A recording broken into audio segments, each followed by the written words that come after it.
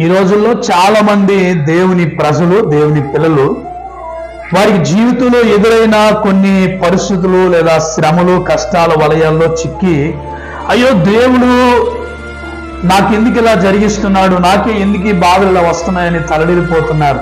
నేను ఎంతగా కన్నీరు కారుస్తున్నాను, నా యొక్క కన్నీరు అంతా, నా ప్రార్థన అంతా వృధా అయిపోయింది అని చాలా మంది కలవరపడతారు. కానీ దేవుని పేరిట, దేవుని సేవకుడిగా నేను మీకు మనవి చేస్తుంది ఏంటంటే, మీరు కార్చిన ప్రతి కన్నీటపు బిందువుకి కూడా ఆయన ఒకరోజు ప్రతిఫలం ఇస్తాడు. బైబిల్లో ఒక మంచి మాట నేను మీకు జ్ఞాపకం చేస్తాను. నా కన్నీరు నీ బుడ్డిలో ఉంచబడి ఉన్నది, అవి నీ కవిలో కనబడును కదా అని కీర్తన గ్రంథం 56వ కీర్తన 8వ వచనంలో రాయబడింది.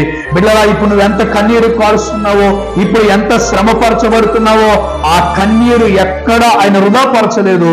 నీవు కాచిన ప్రతి కన్నీటి బిందువుకు తగిన ప్రతిఫలాన్ని నా దేవుడు ఒక రోజు ఇస్తాడు. ఆ రోజు వరకు కనిపెట్టండి, ప్రార్థన చేయండి.